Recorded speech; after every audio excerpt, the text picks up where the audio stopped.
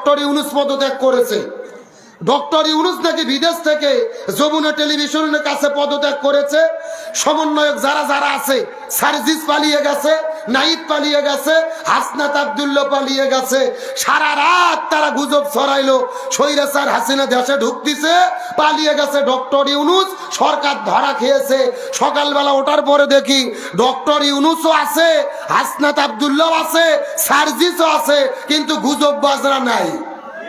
এ কথা কর না গা। এদের কিন্তু ষড়যন্ত্র শেষ নেই। পালিয়ে যাওয়ার পরে এরা বহু রূপ ধারণ করেছে। এরা কখনো শ্রমিক লীগ সাজে, কখনো হিন্দু লীগ সাজে, কখনো হিজড়া লীগ সাজে। এদের কোনো কাজ নাই। মাঠে যখন নামতে পারতেছে না, সোশ্যাল মিডিয়ার ভেতরে এরা গুজব ছড়াতে ব্যস্ত। কথা বলেন ঠিক কিনা? সুতরাং আমরা পরিষ্কার করে বলি, গুজব ছড়াইয়া কোনো লাভ নেই। এই বাংলার জমিনে তৌহিদি জনতা রক্ত দিয়েছে, 1700 ছাত্র জনতা জীবন দিয়ে বাংলাদেশ নতুন করে স্বাধীন করেছে। এই দেশে আর কোন স্বৈরাচারের জায়গা হবে না। আমার প্রিয় বন্ধুগণ, আমার দিকে লক্ষ্য করেন। এই জমিনের ভেতর আমার প্রিয় ভাইরা জীবন দিয়ে এই দেশকে নতুন করে স্বাধীন করলেন। তার একের পর এক গুজব ছড়াইলো, কোনো লাভ হলো না। তার কারণ তৌহিদি জনতা ইমানের পক্ষে আছে না নাই? উনি যখন ভারতে চলিয়ে গেলেন, ভারত থেকে ষড়যন্ত্র, দিল্লি থেকে ষড়যন্ত্র। ভারত বলল বাংলাদেশের ভেতরে হিন্দুদের বাড়িতে হামলা হয়েছে, হিন্দুদের ব্যবসা প্রতিষ্ঠান ভেঙেছে। তার মধ্যে বেশি গুজব ছড়াইছে ওই ভারতের রিপাবলিক নামে টেলিভিশন আছে, আর এই টেলিভিশনে কিছু সাংবাদিক আছে, মনে হচ্ছে এরা সংবাদ পড়ে না, এরা হলো হকার, মলম বিক্রেতা, ছাগলের 3 নম্বর বাচ্চার মতো শুধু লাপায়। এ কথা কর না গা। তার মধ্যে একজনের নাম হলো ময়ূক রঞ্জন ঘোষ। এ যুবকেরা কথা বলো না কেন? আমার দিকে তাকালে শুধু লাভ পারে আর বলে এই যে হিন্দুদের বাড়িতে হামলা হলো, এই যে হিন্দুদের ব্যবসা প্রতিষ্ঠান ভাঙলো। এখন আমি আপনাদের জিজ্ঞেস করি, সত্য করে বলেন, হাসিনা পালিয়ে যাওয়ার পরে আপনারা কি কোনো হিন্দুদের বাড়িতে হামলা করেছেন? কোন মন্দিরকে আপনারা ভেঙেছেন? আল্লাহর কোরআন সেটা আমাদের শিক্ষাও দেয় না।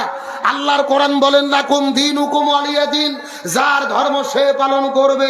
লা ইকরাহা ফিদ্দিন, দিন সম্পর্কে কোনো জবরদস্তি নেই।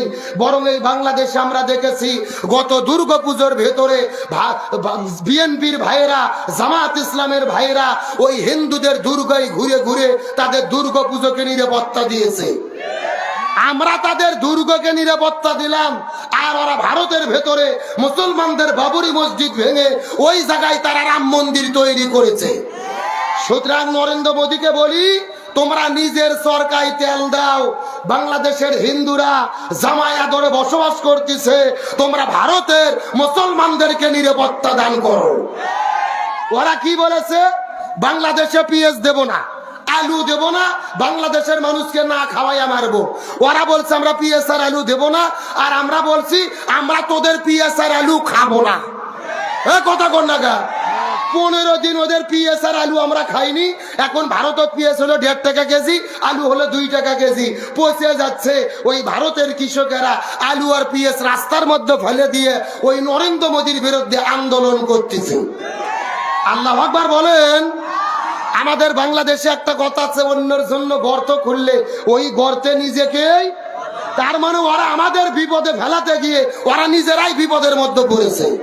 সুতরাং আজকের প্রোগ্রাম থেকে পরিষ্কার করে বলি, সিরাজগঞ্জের মুসলমান আমাদের প্রিয় ভাই আবু সাইদ রংপুরে বন্দুকের কাছে বুক পাতিয়ে দিয়ে চিৎকার করে বলেছিল, আমার মনে দারুণ ঝড়, বুক পেতেছি, গুলি কর। একে একে 4টে গুলি খেয়ে জীবন দিয়ে শহীদ হয়ে গেছেন। আমার প্রিয় ভাই মুগ্ধ পানি বিতরণ করতে গিয়ে শহীদ হয়েছেন। 1700 ছাত্র জনতা জীবন দিয়েছে, স্বৈরাচাররা পালাতে বাধ্য হয়েছে। আমরা প্রয়োজনে বাংলাদেশের 18 কোটি জনগণ হাতে হাত রেখে মাথায় কাপড়ের কাপড় বেঁধে আবার রাজপথে নামবো। তারপরে আমার দেশের স্বাধীনতা, সার্বভৌমত্ব 1 ইঞ্চি মাটি নিয়ে ওই ভারতের দাদা বাবুদেরকে আমরা কখনোই সিনিমিনি খেলতে দেব না, দেব না, দেব না। কারা কারা যে দুটো হাত আল্লাহকে তুলে দেখা।